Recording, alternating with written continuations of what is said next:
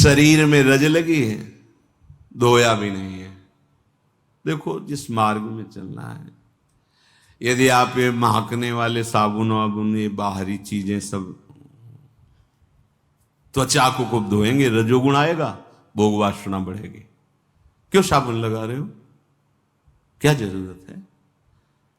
अच्छे से आप स्नान कीजिए, वस्त्र से पोंछ लीजिए, हो गया। जीवन में कभी आपको ऐसा नहीं महसूस होगा कि आप गंदे हैं।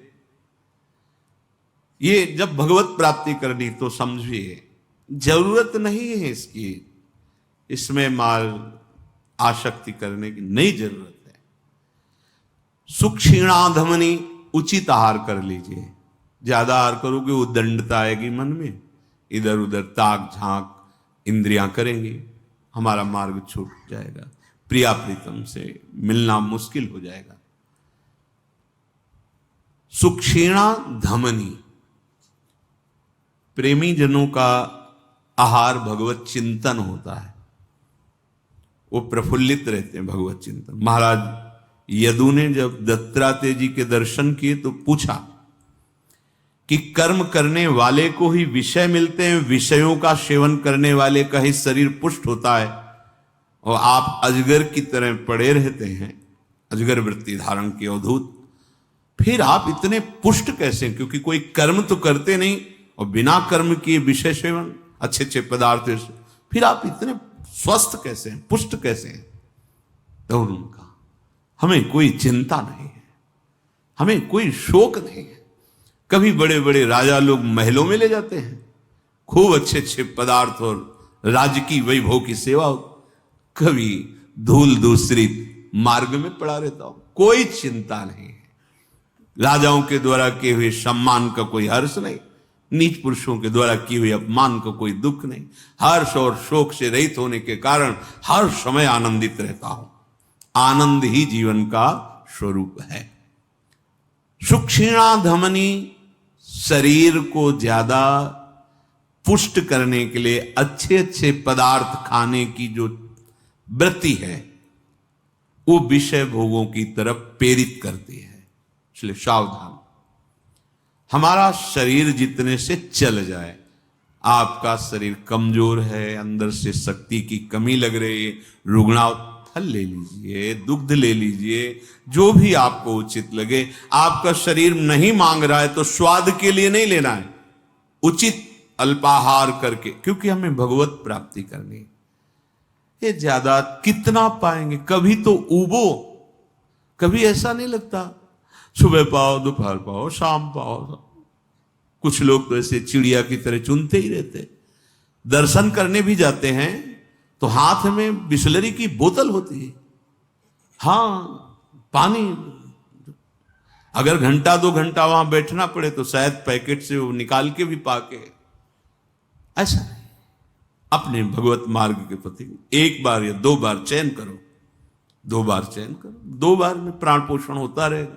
जो भी आपको भगवत प्राप्ति करनी है तो ये नियम ले लीजिए कि हमारी भूख बनी रहनी चाहिए, भूख मिटनी नहीं चाहिए। लगना चाहिए कि भूख है, अभी उतना होना चाहिए। हम बड़े बड़े अच्छे महापुरुषों की बातें बता रहे हैं, उनके उपदेश हैं, आपको लगना चाहिए कि भूख है। सुक्षीणा धमनी, थोड़ा ये रजोगुणात्मक शरीर का यहां परमार्थ में ज्यादा काम नहीं है, विवेक का काम है। ये आंतरिक यहां की मार्ग वृत्ति है। अगर बाहर बड़ा पुष्ट बलवान शरीर तो फिर भोगों की आकांक्षाएं होंगी। ततो अमृज वपुः, रज लगाए से अगले पगले से दिखने चाहिए।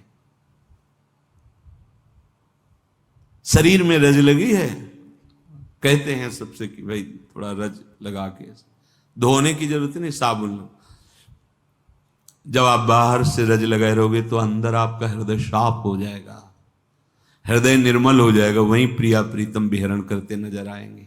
नारायण या गौर श्याम को हृदय निकुंज बसे। पर हम हृदय की गंदगी दूर करने की नहीं सोचते। चमड़ा चिकना होना चाहिए, चाहे अब अगर बाबा जी बन करके भगवत मार्ग के पथिक होकर के हमें चमड़े से प्यार है, तो हम श्री जी से, लालजू से कैसे प्यार कर पाएंगे? यही तो आसक्ति का है हेतु है। भला वो ट्यूब लगाने की जरूरत क्या है? सजाने की शरीर को जरूरत क्या है? हमारा भागवतिक वेश अपने आप में इतना सौंदर्य है, इतना आनंद है, क्योंकि हमारा मन सुंदर हो, हमारी बुद्धि विवेकवती सुंदर। यह है सुंदरता। जिस सुंदरता से हम अध्यात्म में चलते, वो बाहरी उसमें देख रेख नहीं। श्रीपाद कह रहे हैं केशो बपुः केशो, जटाएं। हम अपनी बालों की सुव्यवस्था नहीं करते, खूब धो के साफ कंघी मार के। भगवत मार्ग दो ही पद्धतियां हैं वैराग्य मार्ग में, या तो महीने 2 महीने में मुंडन कराता रहे, और या फिर आजीवन जटा रख ले। ऐसी है शरीर अमार्जित, बालों की कोई व्यवस्था नहीं, अर्थात वो जटारू। केशो जरत कंथया, जैसा भगवान वस्त्र की व्यवस्था कर दे वैसे धारण कर ले। साधु के वस्त्र पवित्र, वो भले चिथड़े हो। लोग पवित्रता पे ध्यान नहीं देते, बाहरी सुंदरता पे ध्यान देते हैं। पवित्रता शरीर राग को मिटाती है।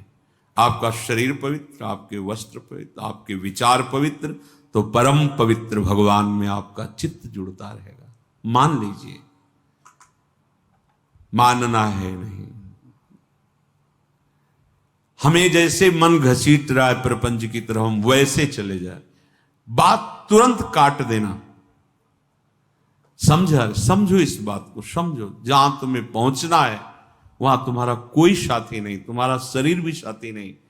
इससे भी तुम्हें राग त्यागना है। शरीर राग त्यागी ही आत्मानंद का अनुभव करता है, भगवदानंद का अनुभव करता है। कौपीणेन